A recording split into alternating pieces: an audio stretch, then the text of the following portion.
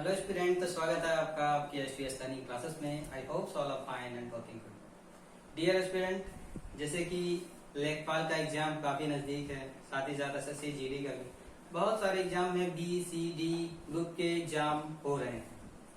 तो बहुत सारे लोगों का डिमांड था कि हिस्ट्री की एक सीरीज चलाई जाए। तो आज से हमने सोचा एक हिस्ट्री की सीरीज चलाएंगे जो बिल्कुल क्लास 1 मतलब हिस्ट्री की बेसिक से स्टार्ट होगी। हड़प्पा सिविलाइजेशन से शुरू होगी, फिर वैदिक कल्चर आएगा, फिर धीरे धीरे मिडिवल हिस्ट्री में आएंगे, फिर मॉडर्न हिस्ट्री में आएंगे, ऐसे धीरे धीरे आगे बढ़ेंगे। तो आज हम हड़प्पा सिविलाइजेशन के बारे में बात करेंगे।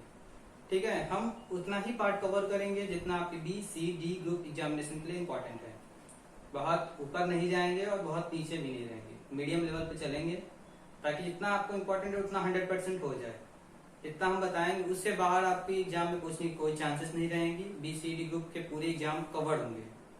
ओके, चाहे वो एसएससी के हो, चाहे स्टेट एग्जाम हो, चाहे सेंट्रल एग्जाम, मतलब कोई भी एग्जाम हो बीसीडी ग्रुप के, वो आपके कवर्ड हो जाएंगे। तो आज हम बात करेंगे हड़प्पा सिविलाइजेशन की। हम लोग का पढ़ने का तरीका कैसे होगा, पहले ये जान लीजिए कि ये पूरी इतिहास को हम कैसे पढ़ेंगे। तो इतिहास को हम ऐसे पढ़ेंगे, पहले मान लीजिए हम हड़प्पा सिविलाइजेशन पढ़ते हैं, ठीक है। इंडस वैली पहले बोलते हैं, हड़प्पा हम आपको बाद में बताएंगे। पहले इंडस वैली सुनिए, Indus Valley civilisation. Okay, Indus Valley civilisation पढ़ेंगे। तो कैसे पढ़ेंगे हम, इसका तरीका क्या होगा। सबसे पहले हम बेसिक कॉन्सेप्ट को, इसमें जितने भी फैक्ट्स और कुछ कहानियां जैसे बेसिक रिक्वायरमेंट होंगी, इस चैप्टर को माइंडसेट बनाने के लिए, मतलब इसको समझने के लिए एक माइंडसेट बनाएंगे पहले हम कि कैसे कैसे हड़प्पा सिविलाइजेशन में क्या हुआ, कैसे इसका नाम हड़प्पा पड़ा, तो कैसे अलग अलग साइट्स मिले, आखिर क्यों साइट्स उसी जगह मिले, आखिर क्या हुआ आगे, आगे कैसे मिले, आखिर क्यों कहा जाता है कि वो नगरीय व्यवस्था थी, हड़प्पा सिविलाइजेशन नगरीय व्यवस्था क्यों थी, आखिर क्या रहा, उनका क्या ट्रेड कैसे चलता था, सब कुछ एक बेसिक डिटेल के साथ हम चलेंगे। थोड़े से समय में कॉन्सेप्ट को डील करेंगे, अच्छे से समझेंगे, बिल्कुल आपके लैंग्वेज में समझेंगे जो आपको बिल्कुल समझ में आए। इतना तो हो गया, डिटेल्स थोड़ा समझेंगे। इसमें कोशिश किया जाएगा कि लगभग पूरे ही कॉन्सेप्ट इसमें कवर हो जाए। इसमें जो छूट जाता है उसको हम प्रैक्टिस सेट, एक प्रैक्टिस सेशन करेंगे। मान लीजिए इंडस वैली सिविलाइजेशन खत्म हुआ तो उसके बारे में तुरंत हम प्रैक्टिस सेट करेंगे। इस प्रैक्टिस सेट में मान लीजिए 40-50 क्वेश्चन ऐसे होंगे, जो क्वेश्चन जो कॉन्सेप्ट इसमें छूट गए मुझे, ठीक है, या फिर ऐसे क्वेश्चन जो बार बार एग्जाम में पूछे जाते हैं, उसको हम प्रैक्टिस सेट में डील करेंगे। इससे आपके जितने भी डाउट रहेंगे, जितने भी कॉन्सेप्ट रहेंगे, सारे के सारे कवर हो जाएंगे और ये दोनों मिलके आपका 100% इफेक्ट देंगे आपके एग्जामिनेशन पे। ओके, तो ये बिल्कुल आपके लिए एक रामबाण तरीका है।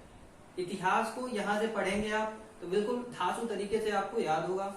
मुझे नहीं लगता कि इसको पढ़ने के बाद आपको कहीं जाने की जरूरत पड़ेगी, कहीं से और पढ़ने की जरूरत पड़ेगी। आप ये कर सकते हैं कि हम पढ़ाते जाएं, उसी समय आप नोट्स बनाते जाइए। नोट्स बना लेंगे तो अच्छी बात है, एग्जाम टाइम में रिविजन करने में आसान होता है। ओके, तो ये सब चीजें चलेंगी। तो चलिए आज शुरू करते हैं हम पहला टॉपिक से, इंडस वैली सिविलाइजेशन से। ओके, इंडस वैली सिविलाइजेशन से हम शुरू करेंगे, जिसे सिंधु सभ्यता भी कहा जाता है, ब्रॉन्ज एज, ब्रॉन्ज सिविलाइजेशन भी कभी कभी कहा जाता है। ओके, अनेकों नाम है इसके, और हड़प्पा सिविलाइजेशन भी कहा जाता है, हड़प्पा सभ्यता। ओके, तो इंडस वैली सिविलाइजेशन को हम पढ़ेंगे। इंडस वैली सिविलाइजेशन हम बायलिंगुअल में चलेंगे, हिंदी और इंग्लिश दोनों लेके चलेंगे। हिंदी वाले स्टूडेंट को बिल्कुल ही दिक्कत नहीं होगी और इंग्लिश वालों को बिल्कुल दिक्कत नहीं होने वाली है। दोनों लोग के लिए बिल्कुल परफेक्ट कॉम्बिनेशन के साथ हम चलेंगे।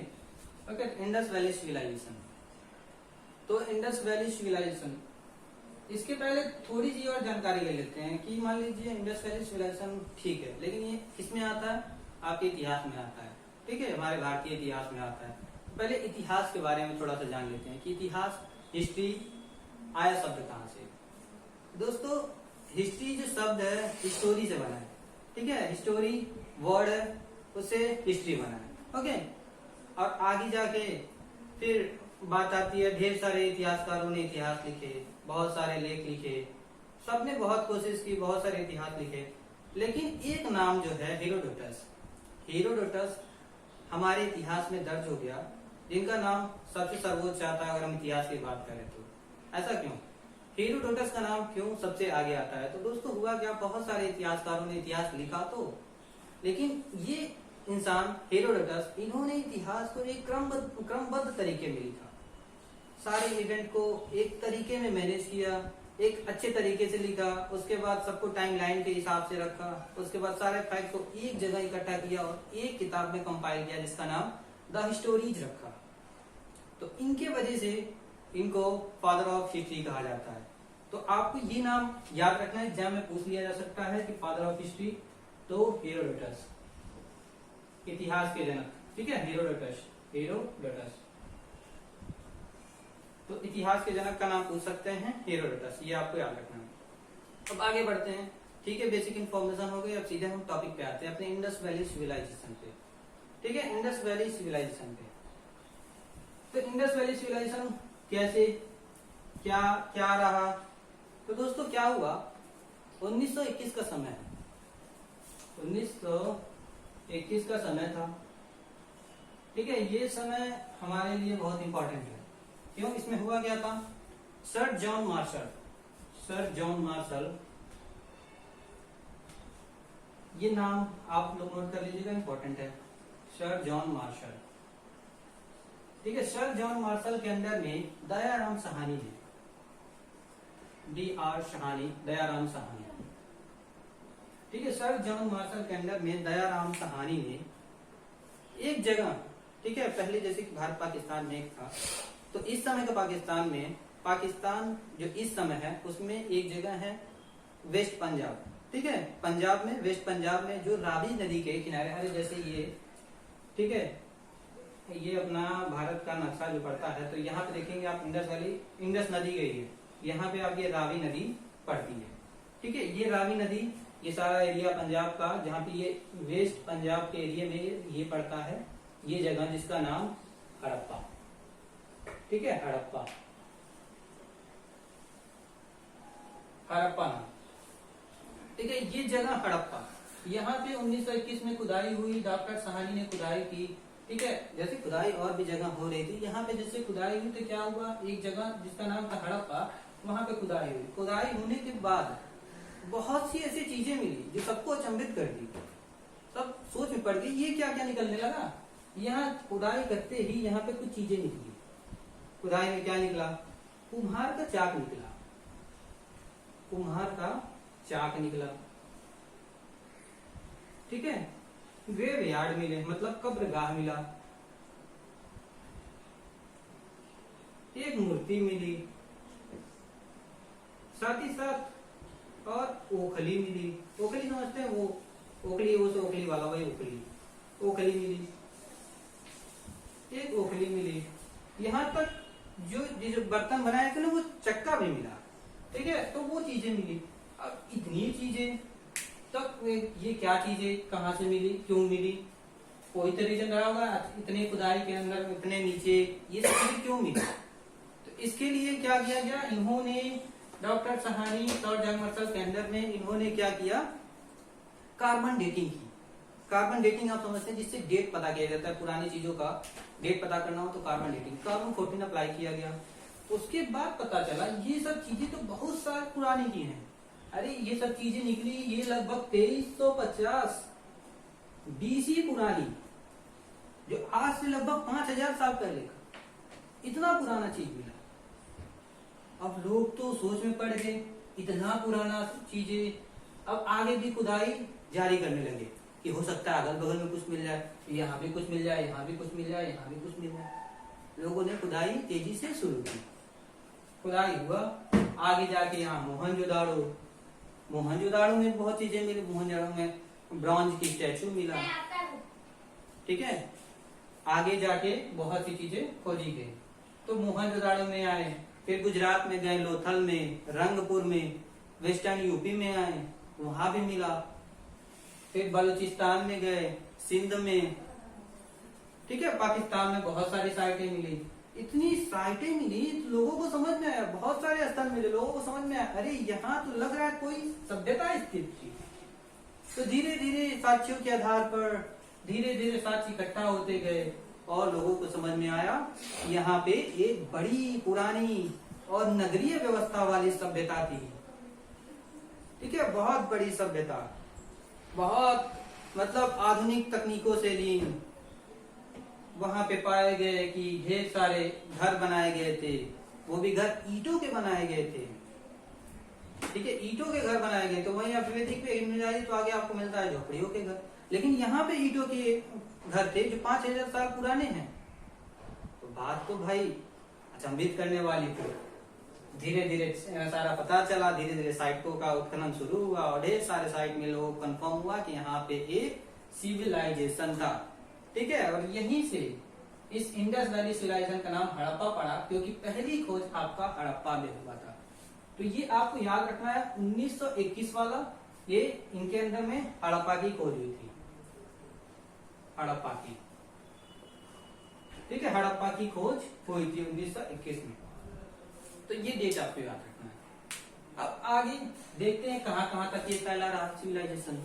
ठीक है, इंडस वैली सिविलाइजेशन कहां कहां तक फैला रहा।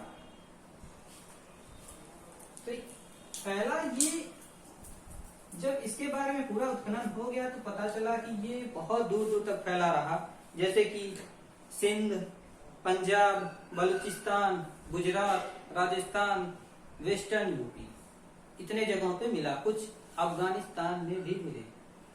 ठीक है, तो इतने दूरों में इसका पूरा एरिया फैला रहा। ठीक है, फिर आगे देखते हैं। मैंने बता तो दिया कहां तक इसका जियोग्राफिकल एक्सटेंशन रहा। इसके बाद हम बात करते हैं कि कौन कौन से साइट्स मिले, साइट्स में क्या क्या चीजें मिले, जो कि आपके एग्जाम पर्सपेक्टिव में बहुत इंपॉर्टेंट है। एग्जाम में वही पूछे जाते हैं, तो हमारा टारगेट तो एग्जाम है। ठीक है, तो एग्जाम के पर्सपेक्टिव से पढ़ते हैं। पहले साइट्स पे देख लेते हैं कौन कौन से साइट्स मिले, उसके बाद हम इसकी रिलीजियस अफेयर्स और आर्ट्स एंड आर्किटेक्चर, इन सब चीजों के बारे में बात करेंगे। ओके, तो पहले हम साइट्स देख लेते हैं। तो साइट्स, तो पहले यहाँ पे आप स्थल लिखिए, स्थल लिख लीजिए। फिर ये कौन से नदी के किनारे है, नदी लिख लीजिए, क्योंकि नदी भी एग्जाम में आपके पूछे जाते हैं। ठीक है, स्थल में यहाँ पे 2-3 इंपॉर्टेंट जो नेम है वो भी हम लिखेंगे कि किसने क्या खोजा था। ठीक है, क्योंकि 2-3 इंपॉर्टेंट है, वो चीज आपको याद रखनी है। नदी हो गया, इसके बाद क्या क्या मिला, क्या मिला यहाँ पे वो देख लेते हैं। ठीक है, इतना आपको कवर करना है जो आपके एग्जाम के लिए बहुत इंपॉर्टेंट है। ये हो गया, ये हो गया, ये हो गया, इसे आप अच्छे से नोट कर लीजिएगा, ये इंपॉर्टेंट है आपके लिए, बहुत इंपॉर्टेंट है। तो सबसे पहले स्थल कौन सा मिला, जैसे कि मैंने बताया, सबसे पहले हड़प्पा मिला। हड़प्पा कब मिला, इसका डेट आपको याद रखना, 1921।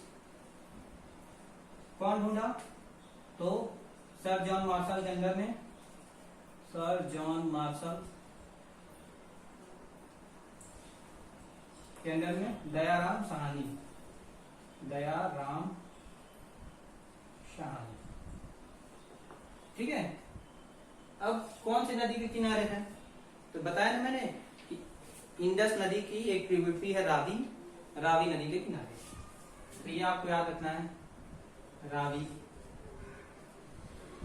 ठीक है, रावी। इसके बाद यहां से क्या क्या मिला, तो इसे सबसे इंपॉर्टेंट चीज है जो आपको याद रखना है, ग्रेव यार्ड। ठीक है, कब्रगाह, ये आपको याद रखना है, कब्रगाह, ये सबसे इंपॉर्टेंट चीज है आपके लिए याद रखना। और भी चीजें मिली, इसे हम नोट कर लेते हैं, लेकिन ये आपको याद होना चाहिए, जब भी पूछे कब्रगाह कहाँ मिला था या ग्रेव यार्ड कहाँ मिला था, तो आपको बताना है हड़प्पा मिला था। ठीक है, और इसके बाद आप क्या याद कर सकते हैं, यहाँ से आप ग्रेनरी याद रख सकते हैं, अन्नागार मिला, अन्नागार मिला।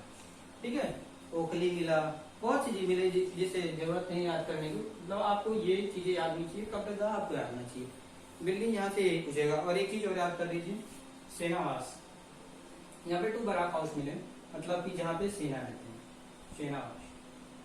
आर्मर्ड हाउस, ओके, सेनावास मिला यहाँ पे, 2 सेनावास मिले थे यहाँ पे, ठीक है, ये आपको याद रखना है दोस्तों। ये जो आपको अन्नागार मिला था काफी बड़ा था, ठीक है, इससे आप अंदाजा लगा सकते हैं कि वो कितने लोग अपने फ्यूचर को लेके सिक्योर थे, अपने फ्यूचर को कितना वो लोग सोचते थे, ठीक है, उससे आप अंदाजा लगा सकते हैं। उसकी जो आप देख सकते हैं कितनी एरिया में फैला था, तो 15.23 मीटर बड़े 6.03 मीटर में ये फैला हुआ था अन्नागार से, ठीक है, और 6 अन्नागार मिले थे, टोटल 6 अन्नागार मिले थे आपको, ठीक है, इसे ग्रेनरीज आपको 6 मिले थे और ये 6 मिले थे, जिसमें 15.23 गुणे 6.03 मीटर का था। सोच लीजिए 15 मीटर लंबा, 6 मीटर चौड़ा, कितना बड़ा अन्नागार मिला, तो वो भी 6 मिले थे। देखिए वो इतने में तो लग रहा है कि उनका पूरा गांव खा लेता होगा, कि मान लीजिए बाढ़ आ गया, चाहे कोई सूखा पड़ गया, तो पूरा गांव खा लेता होगा इतने अन्न में, क्यों। इसके बाद आगे देखते हैं, ये नोट करते जाइएगा। इसके बाद आता है नाम मोहनजोदड़ो, ठीक है, मोहनजोदड़ो, ये भी नाम आपके लिए बहुत इंपॉर्टेंट है, ठीक है। इनके लिए इन कब खोजा गया था, ठीक इसके 1 साल बाद, हड़प्पा के 1 साल बाद खोजा गया था 1922 में। 1922 में किसके द्वारा खोजा गया था, तो RD. Banerjee, RD. Banerjee, RD. Banerjee के द्वारा खोजा गया था। ये भी सर जॉन मार्शल के अंडर में ही खोजा गया था, ठीक है, आर.डी. बनर्जी द्वारा खोजा गया, लेकिन सर जॉन मार्शल के अंडर में, ठीक है। ये कौन से नदी किनारे है, तो ये इंडस नदी के किनारे है, मतलब सिंधु नदी, ठीक है, इंडस या सिंधु बोल लीजिए, सिंधु नदी के किनारे है, ठीक है, सिंधु नदी के किनारे है। इधर क्या क्या मिला, ठीक है, इधर क्या क्या मिला, इधर भी बहुत सी चीजें मिली जो बताने के लिए पर्याप्त हैं। ये कितना बड़ा सिविलाइजेशन था, कितना महत्वपूर्ण सिविलाइजेशन था, कितना टेक्निकल सिविलाइजेशन था, ये बताने के लिए ये सफिशिएंट है, ठीक है। क्या क्या मिला था तुम, सबसे पहले यहाँ पे ग्रेट बाथ मिला था, मतलब महान स्नानागार,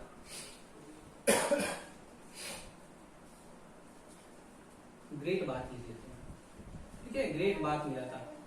ग्रेट बाथ मतलब तो समझ रहे हैं, जैसे आज के समय में स्विमिंग पूल होता है ना, उस टाइप का ग्रेट बाथ था।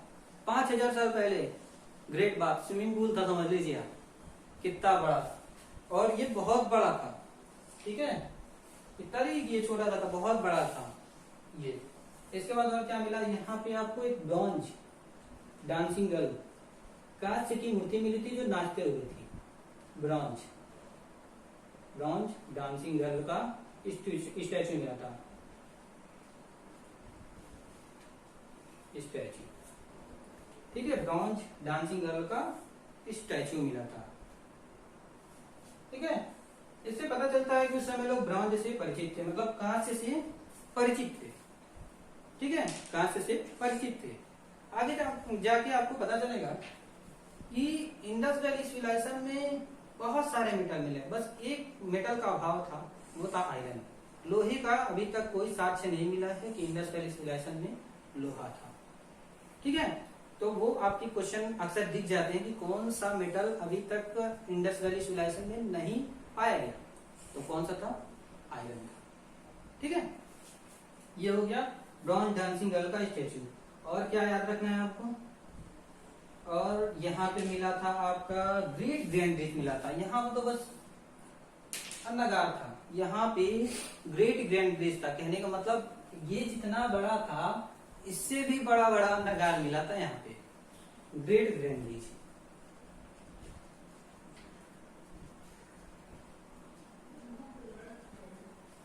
लंबाई और चौड़ाई इसकी जान के आप चौंक जाएंगे, इतना बड़ा अन्नागार था, ठीक है। कितना था, 45.75 मीटर गुणे 15.23 मीटर, समझ रहे हैं, 45 मीटर लंबा था और 15 मीटर चौड़ा था, इतना बड़ा ये अन्नागार था। तो ये चौंकाने वाली बात है, इतना बड़ा अन्नागार इतनी जगह पे इतना बड़ा क्यों बनाया गया होगा भाई, बहुत सारे लोग होंगे और इतना बड़ा अन्नागार बनाया गया, तो खेती भी तो होता होगा तभी ना चावल गेहूं रखेंगे या जो भी उपज करेंगे वो इसी में ना रखेंगे। सोचिए कितने बड़े स्केल में खेती होता होगा और इतना बड़ा नगर है। तो इससे पता चलता है हड़प्पन शिलालेख में खेती भी की जाती थी, पता चलता है ना। बिल्कुल। और क्या यहाँ पे मिला था, एक इंपॉर्टेंट चीज, पशुपति शिवा सेल्स मिला था। पशुपति शिवा सेल, ठीक है। शिवा सील बोल लीजिए चाहे मुहर बोल लीजिए, मतलब मुहर मिला था जिसपे पशुपति शिवाजी का मुहर था, ये मिला था। इससे पता चलता है ये लोग वर्शिप भी करते थे, पूजा भी करते थे, ये यहाँ से पता चलता है। तो देख रहे हैं धीरे धीरे हम भी जानने की कोशिश कर रहे हैं, पता कर रहे हैं, एक्सप्लोर कर रहे हैं कि क्या मिला था भाई, उसे मिला था तो क्या था। तो यहाँ से पता चला खेती हुई बड़े अमाउंट पे, बड़े लेवल पे खेती हुई। यहाँ से पता चला कि लोग पूजा करते थे शिव जी की। और ये देखिए मुहर मिला, इसका मतलब क्या, मुहर क्यों ऐसा, मुहर क्यों होता है, ट्रेड के काम में आता है, व्यापार के काम में आता है मुहर। इसका मतलब उस समय व्यापार भी किया जाता था, तो पता चलना आपको, व्यापार भी किया जाता था, ये भी हमने एक्सप्लोर किया, ठीक है। और क्या मिला यहाँ से, और कुछ तो इम्पोर्टेंट नहीं दिख रहा, बस इतना ही आप लोग याद रखिए। ये हो गया 2 साइड्स। आगे की साइड्स बढ़ते हैं, इसको आप लोग नोट कर लीजिए, ठीक है। मैं, ठीक है, स्क्रीनशॉट ले लीजिए, तब तक मैं आगे बढ़ता हूँ। हो गया होगा, चलिए मिटा के आगे बढ़ते हैं।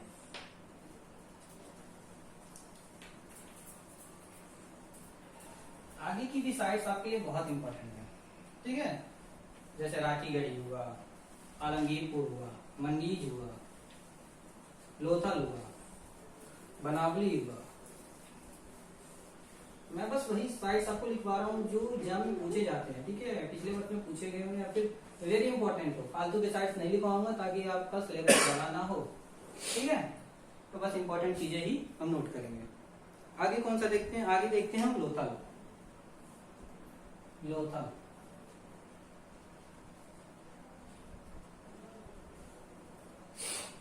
लोथल, लोथल एक साइड था, कहाँ पे था, गुजरात में था, ये भी याद रखना है। मोहनजोदाड़ो में आप नोट कर लीजिएगा, वो कहाँ था, सिंध में था। उसके बाद आपका हड़प्पा वेस्टर्न पंजाब पाकिस्तान में था, ठीक है, इतना नोट कर लीजिएगा आप। और इसको हम नोट कर लेते हैं, गुजरात में था, ये गुजरात में था। कौन सी नदी के किनारे, गुजरात में कौन सी नदी के किनारे था, तो ये था भोगवा नदी के किनारे, ठीक है, भोगवा नदी के किनारे। भोगवा नदी से एसोसिएट है आपका लोथल। लोथल बहुत इंपॉर्टेंट है, जो बहुत से ऐसे प्रमाण देता है कि खेती की जाती थी और साथ ही साथ व्यापार किया जाता था। इसका प्रमाण लोथल साइट्स जो गुजरात में स्थित है बड़े अच्छे से देता है। कैसे, यहाँ पे मिला हमको क्या, राइस हस्क मिला, राइस हस्क। राइस हस्क का मतलब समझ में, चावल, चावल के जो बचे हुए चीज नहीं होती है, जब खेत में चावल तोड़ लिए जाते, कटाई हो जाती है, उसके बाद जो बड़े बड़े बचते हैं उसी को हस्क कहा जाता है, ठीक है। तो राइस हस्क मिला, समझ रहे हैं आप, राइस हस्क मिलने का मतलब कि वहां पे चावल की खेती तो की जाती थी, 5000 साल पहले भी चावल उगाया जाता था, ये भी तो पता चला। आगे डॉकयार्ड मिला, डॉकयार्ड मतलब कि जहाज बनाने का स्थान, जहाज बनाने का स्थान। ये एग्जाम में पूछा जाता है कि डॉकयार्ड कहाँ मिला था, तो आपको बताना है लोथल में मिला था, जहाज बनाने का स्थान, ठीक है, जहाज बनाने का स्थान। तो ये मिला था आपका लोथल में। और क्या मिला था, फायर हंटर मिला था, मतलब आग वेदी, ठीक है। जहाज बनाने के स्थान से यह पता चलता है कि उन्हें जहाज के बारे में नॉलेज था, तभी ना जहाज बनाने का स्थान था। बिल्कुल जायज सी बात है, वो जहाज बनाते थे, जहाज का उपयोग भी करते होंगे, बनाते हैं तो हो सकता है व्यापार के पर्पज से उपयोग होता हो, फिर ये पता चलता। और जहां तक है आप देखते हैं गुजरात गुजरात में काफी कोस्ट भी है, व्यापार के लिए अच्छा मार्ग है भाई, समुद्री व्यापार के लिए हो सकता है वो समुद्री व्यापार भी करते हो, ये हमें बताता है। और फायर अल्टर, आग की वेदी, जो होता नहीं है आग वेदी बनाया जाता है, उसमें आग जलाया जाता है, हवन किया जाता है चारों तरफ बैठ के, वो मिला था यहाँ पे। इससे ये पता चलता है कि ये लोग बहुत ज्यादा पूजा पाठ पे विश्वास रखते थे। लेकिन आगे आप उनसे एक सवाल पूछा जाता है, ये किसमें विश्वास करते थे, मात्र शक्ति में कि कर्म कांड में, तो किसमें? तो आपको ऑप्शन भी टिक करना है, कर्म कांड। ठीक है, आगे बढ़ते हैं। तो ये लोथल हो गया। इसके बाद किसी और इंपॉर्टेंट साइड पे चलते हैं। आगे क्या पढ़े, बनावली ले लेते हैं। ठीक है, उससे पहले सुरकोटडा ले लेते हैं। सुरकोटडा, ये भी बहुत इंपॉर्टेंट साइट है। सुरकोटडा भी बहुत इंपॉर्टेंट साइट है, यहाँ से आपको कुछ नई चीज जाननी पड़ेगी। ये भी है गुजरात में। ठीक है, ये है गुजरात में सुरकोटडा। यहाँ से क्या मिला, यहाँ से हमें हॉर्स सील मिले। और बात होती है नदी की, तो ये किसी नदी पे नहीं है। ठीक है, नदी से एसोसिएटेड नहीं है। ठीक है, यहाँ से हमें क्या मिले थे, हॉर्स सील मिले थे। और सील मिले थे मतलब घोड़े का मुहर मिला था, मतलब सॉरी मुहर मिला था जिसपे घोड़े का निशान था। ठीक है, इसका मतलब ये लोग घोड़े से परिचित थे उस समय। घोड़े को इतना इम्पोर्टेंस दे रहे हैं कि मुहर पे लगवा रहे हैं, मतलब घोड़े का उपयोग जानते थे, परिचित थे। ठीक है, तो ये हॉर्स सील मिला था, ये सबसे इम्पोर्टेंट था सुरकोटडा में। इसके बाद आते हैं बनावली पे।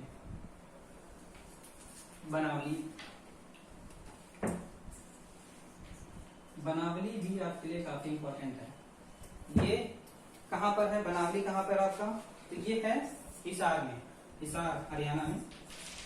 ठीक है, हिसार हरियाणा लिख लीजिए आप नाम पे, हरियाणा। यहाँ बनावली, बनावली से भी आपको बहुत इंपॉर्टेंट चीज मिलती है। क्या मिलती है, टाइगर सील मिलती है। मतलब मुहर मिला जिस पर टाइगर का निशान लगा हुआ है, तो ये आपको याद रखना, बनावली से टाइगर सील। ठीक है, किस नदी के किनारे है, तो सरस्वती नदी के किनारे है, सरस्वती। ठीक है, सरस्वती नदी के किनारे है। मैं एक ट्रिक बताता हूँ आपको याद करने के लिए। जैसे यहाँ लोथल है ना, भोगवा नदी के किनारे, कैसे याद रखेंगे आप, राइस का उत्पादन होता था।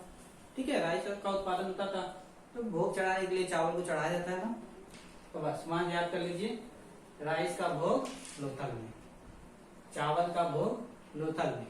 ठीक है, चावल का भोग लोथल में। इसके बाद इसको याद कर लीजिए, बनावली।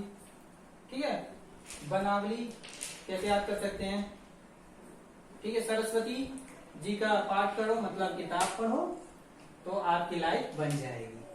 ठीक है, सरस्वती जी का पाठ पढ़ो, आपकी लाइफ बन जाएगी। तो सरस्वती नदी पे है बनावली, तो हो गया। इसके बाद दो इंपॉर्टेंट साइट और है, उसको जान लीजिए। उसके बाद ये साइट का पंगा खत्म होता है।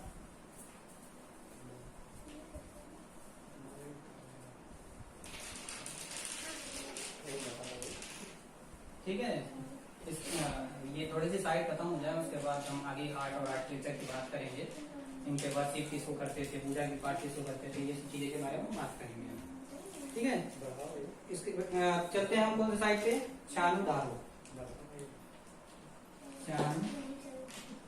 चानू दारो, ठीक है, चानू दारो। चानू दारो भी आपका सिंधु नदी पे स्थित है, इंडस नदी पे। ठीक है, इंडस सिंधु नदी पे। चानू दारो से हमें क्या मिला था, ठीक है, चानू दारो से हमें पॉटरी इंक पार्ट मिला था। ठीक है, पॉटरी इंक पार्ट मिला था।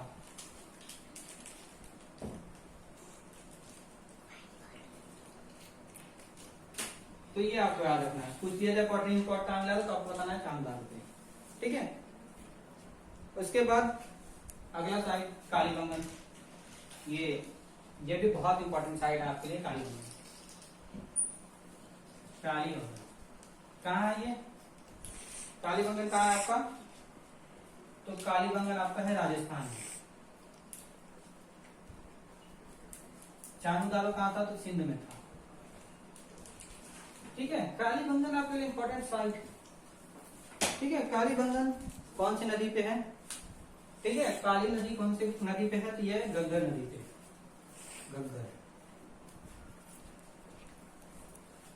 घग्गर नदी पर है जानदार कालीबंगन।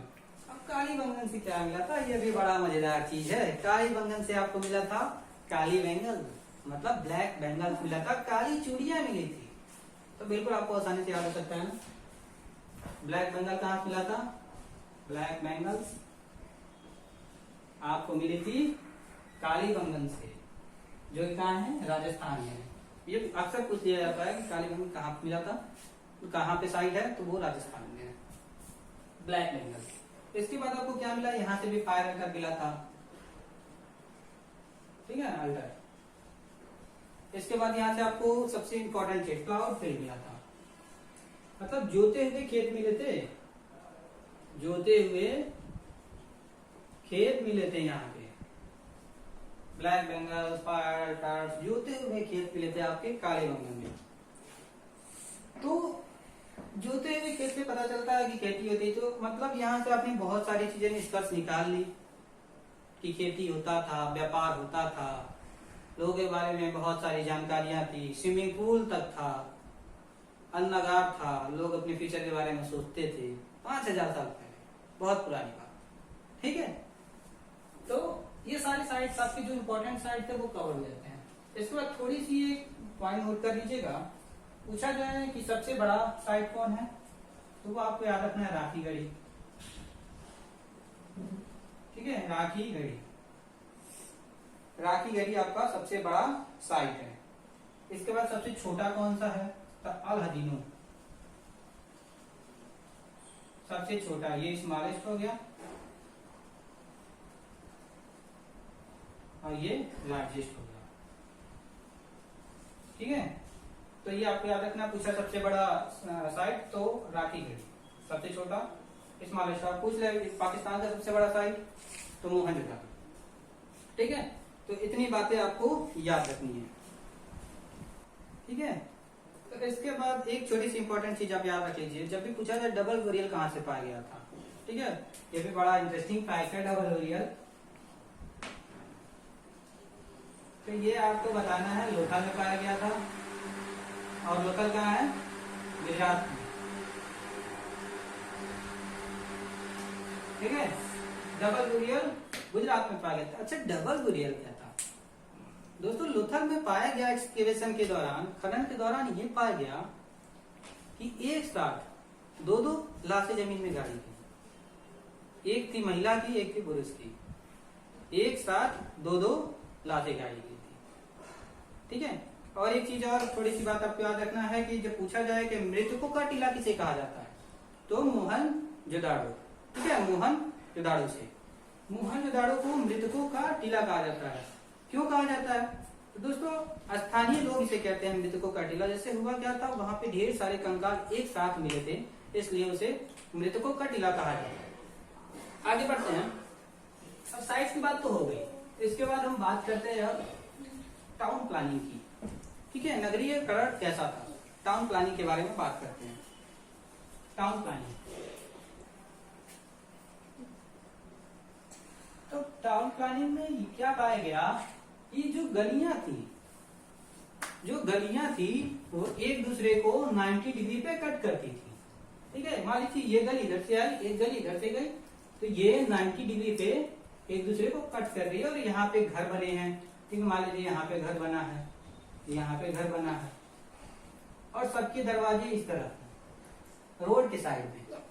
ठीक है, और यहाँ भी घर। इससे पता चला कि पूरे ब्लॉक को एक रेक्टेंगुलर ब्लॉक में काटा गया था, 90 डिग्री पे देखिए कट कर रहा है। और यहाँ पे अच्छी अच्छी नालियां बनी थी, पानी की पूरी व्यवस्था आराम से जाती थी, ड्रेनेज सिस्टम एक वेल मेंटेन था।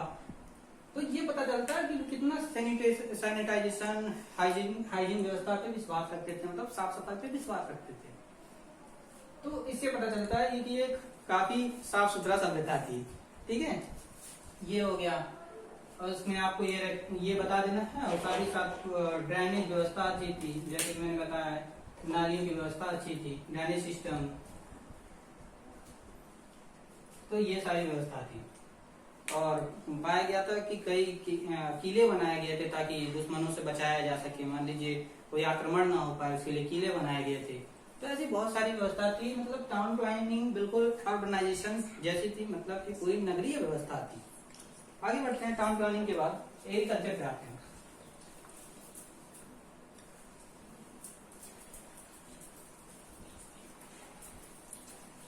एग्रीकल्चर में जैसे कि मैंने बताया कि एग्रीकल्चर के प्रमाण आपको कई जगह से मिले, लोकल से मिले, राजस्थान से मिले।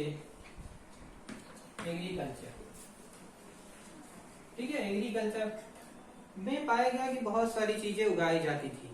जो सबसे इंपॉर्टेंट चीजें थी उगाई जाती थी वो था जौ और गेहूं। जौ और गेहूं सबसे इंपॉर्टेंट चीजें थी जो उगाई जाती थी, ठीक है। इसके बाद आपका राई हो गया, राई उगाई जाती थी, सरसों उगाया जाता था,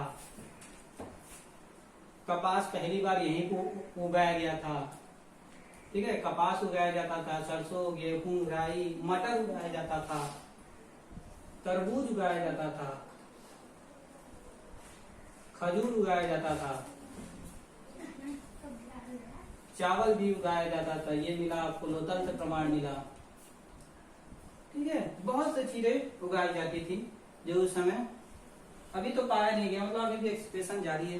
क्या पता और भी चीजें उगाई जाती हो, जैसे आज की तरह हरी सब्जियां भी उगाई जाती हो, वो चीजें अभी डिस्कवर नहीं कर पाई गई हैं, ठीक है। तो ये चीजें और क्या प्रमाण देता है, प्लाउड फील्ड मिला में, कहां से मिला, राजस्थान कालीबंगन से। और क्या मिला हमें, प्लाउड हल, प्लाइंग हल भी मिला, मतलब हल मिला जो लकड़ी का बना था। लकड़ियों के हल भी इस समय उपयोग किए जाते थे क्योंकि एक हल पाया गया है, ठीक है, जो खेत में यूज किए जाते हैं, हल पाया गया है। तो इतनी चीजें हमें एग्रीकल्चर का प्रमाण देती हैं। आगे बढ़ते हैं, बाकी ग्रेनरीज मिला, जैसे मैंने बताया नगार उगाए जाते थे तो ही तो थे। आगे बढ़ते हैं,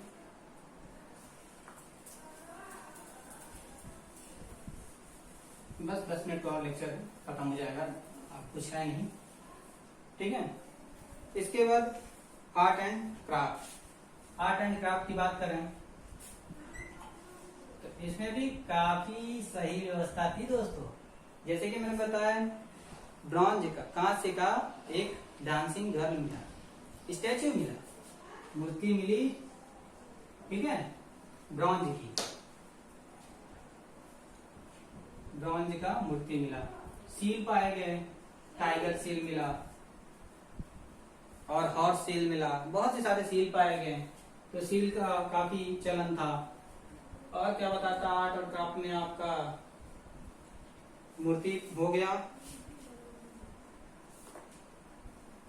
पॉटर व्हील्स मिले, जैसे कि मैंने बताया हड़प्पा में आपको चक्का मिले थे जिसपे बर्तन बनाए जाते हैं, पॉटर व्हील्स मिले, ओखली मिली, ठीक है।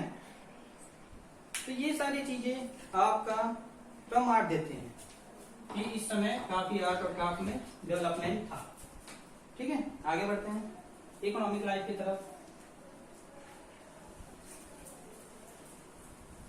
दोस्तों इस समय प्योर कॉपर का उपयोग होता था, ठीक है, ये भी याद रखिएगा, बिना किसी मिलावट के, बिना किसी अलॉय के कॉपर यूज होता था, मतलब प्योर कॉपर का उपयोग किया जाता था इस समय।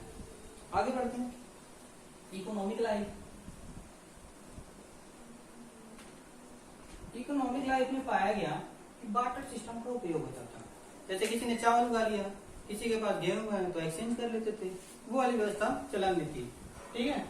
ये थी इकोनॉमिक लाइफ में, मतलब बार्टर सिस्टम की व्यवस्था थी। और जैसे कि मैंने बताया था व्यापार भी किया जाता था क्योंकि मुहरे पाई गई है, ठीक है। मेसोपोटामिया से व्यापार किया जाता था, इसलिए अधिकांश व्यापार होता था तो मेसोपोटामिया से।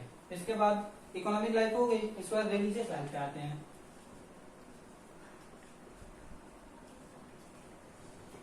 रिलीजियस लाइफ पे, तो रिलीजियस लाइफ में पाया गया कि मदर गॉडेस की पूजा करते थे ये, मदर गॉडेस, शिव की पूजा करते थे, लेकिन जब भी एग्जाम पूछे तो मदर गॉडेस की टिक मारेंगे क्योंकि सबसे ज्यादा किसी का साक्ष्य पाया गया, माना जाता है कि सबसे ज्यादा इन्हीं को पूजा करा जाता था। और लिंगम और योनि की भी पूजा की जाती थी। साथ ही साथ जैसे आज के समय में हम पीपल की पूजा करते हैं, पीपल की पूजा उस समय भी होती थी। तीज में आपका पीपल की पूजा की जाती थी। और क्या एनिमल में आपका बुल की पूजा की जाती थी, बैल की। हो सकता है खेती में उपयोग होता हो इसलिए पूजा की जाती हो।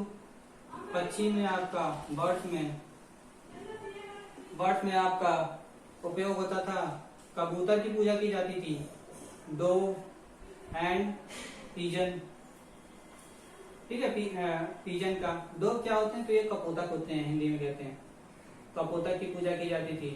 साथ ही साथ पत्थरों की भी पूजा की जाती थी। तो ये हो गया रिलीजियस लाइफ। स्क्रिप्ट की बात करें, लास्ट पॉइंट, स्क्रिप्ट की बात करें, स्क्रिप्ट में पाया गया जो भी पाया गया आज तक डिसाइफर्ड ही नहीं हो पाया। ठीक है, क्रिप्टोग्राफिक स्क्रिप्ट थी उस समय। ठीक है, वो अभी तक डिसाइफर्ड नहीं किया गया है। हो सकता है आप में से कोई इतिहासकार बने जो डिसाइफर करे।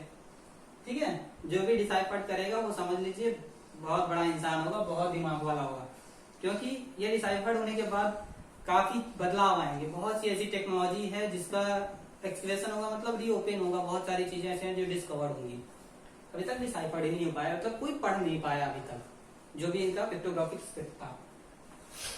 ये बात होती है खत्म इनकी। अब बात आती है, इतना बड़ा सिविलाइजेशन अचानक से गया तो गया था। अरे इसका जैसे कि इसका डेट ही कितना है, ये देखिए 1700 कितना मैंने बताया, 2350 बीसी से लेकर 1750 एडी तक आता है, सॉरी बीसी तक आता है। 2350 बीसी से लेकर 1750 बीसी तक आता है। इसके बाद देखते हैं आप 200-300 साल बाद आपका 1500 से वैदिक काल आ जाता है, जिसके बारे में हम आगे पढ़ेंगे अगले क्लास में। इसके बाद वैदिक काल आता है। इतने समय के बाद इतना बड़ा सिविलाइजेशन गया तो गया कहाँ, कहीं चल के तो जाएगा नहीं, कुछ तो हुआ होगा। तो बहुत सारे रीजन दिए जाते हैं, जैसे इकोलॉजिकल रीजन में तो वो कहना था कि बाढ़ आ गया था, बहुत भयंकर बाढ़ आया था, सब डूब गया था। ठीक है, लोग कहना है कि बाढ़ आ गया था। कई लोग का मानना भूकंप आ गया था, भूकंप आया था ऐसा कि सब कुछ जमीन के अंदर समा गया, ऐसा लोग का मानना था। ठीक है, और भी सारे एविडेंस दिए जाते हैं, जैसे कि कई लोग का मानना है, बहुत सारे इतिहासकारों का मानना है कि आर्यन का इन्वेजन हुआ था और इनमें जो लोकल पीपुल थे और आर्यन आपस में लड़ बैठे, लड़ मोड़ के सारे मर के खत्म हो गए। ठीक है, ऐसा माना जाता है। और एक कॉन्सेप्ट और भी दिया जाता है कि सोशल ब्रेकअप हुआ, मतलब लोग आपस में ही लड़ने लगे थे, किसी वजह से आपस में ही लड़ने लगे और वो खत्म हो गए। तो ये बात चली, अभी तक कोई मतलब ऐसा कंफर्म साक्ष्य तो नहीं मिला है कि कैसे ये सिविलाइजेशन खत्म हो गया। इसके बारे में आगे हो सकता है हमें शायद इस जिंदगी में देखने को मिल जाए तो बहुत सौभाग्य की बात होगी। हम भी जानना चाहते हैं इतना बड़ा सिविलाइजेशन गया तो गया कहाँ, क्योंकि जैसे वो गया वैसे ही अपना सिविलाइजेशन जाने वाला है। ठीक है, क्योंकि भाई सेम तरीके से जाएगा, कुछ पता किसी को कुछ नहीं चलेगा।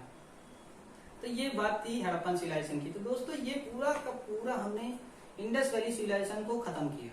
सब कुछ आपको उम्मीद है समझ में आ गई होगी। अब जो बातें आपकी रह गई है उसको हम तुरंत मतलब अगले क्लास में आपको हम देंगे प्रैक्टिस सेशन। प्रैक्टिस सेशन में आपके 50 क्वेश्चन हम देंगे, जिसमें एक एक जो पॉइंट छूट गए वो सारे क्वेश्चन आपके 50 क्वेश्चन में कवर हो जाएंगे। उसके बाद 100% कंफर्म है कि इससे एक भी क्वेश्चन बाहर नहीं जाने वाला। हड़प्पन सिविलाइजेशन का, इंडस वैली सिविलाइजेशन का बी सी डी ग्रुप का कोई भी एग्जाम हो, एक भी क्वेश्चन बाहर नहीं जाने वाला है, 100% में कंफर्म। ओके दोस्तों, ठीक है, फिर मिलते हैं नेक्स्ट क्लास में। इससे पहले मैं बता दूं आपको, अगर आप लेखपाल की तैयारी कर रहे हैं, एसएससी जीडी की तैयारी कर रहे हैं, तो लेखपाल और एसएससी जीडी की आपकी क्लासेस चल रही हैं। मैथ की क्लासेस स्टार्ट हो चुकी हैं। इसमें सिंप्लीफिकेशन आपका पहला चैप्टर है। कोशिश उसमें ये किया जा रहा है कि कम समय में आपको पूरी की पूरी कॉन्सेप्ट बताई जाए। हर एक दिन में कोशिश किया जाए एक चैप्टर खत्म हो, उस पर बढ़िया से प्रैक्टिस कराया जाए। ये सारी चीजें चल रही है। उसके बाद अगर आपको जीएस की प्रैक्टिस करनी हो तो टॉप 10 क्वेश्चन की जीएस की सीरीज चलती है। ठीक है, जिसमें आपको बहुत सारी इंफॉर्मेशन, मतलब वो मिक्स क्वेश्चन होती है। इसमें आप 10 क्वेश्चन में 10 मिनट में आप पूरी की पूरी आपकी सारी सब्जेक्ट जीएस की रिवाइज हो जाती है। और उसमें आप 10 मिनट में आपको 30 से 35 क्वेश्चन आपको याद हो जाते हैं बिल्कुल आसान तरीके से। ओके, तो वॉच कीजिए और सारी चीजों का डिस्क्रिप्शन आपको लिंक में मिल जाएगा। इंस्टाग्राम पे आप ज्वाइन कर लीजिए, टेलीग्राम को ज्वाइन कर लीजिए। ओके, कोई भी क्वेरी होती है तो हमें ईमेल कीजिए या फिर कमेंट कीजिए। फिर मिलते हैं आपसे नेक्स्ट वीडियो में। Thank you for watching. Please subscribe my channel.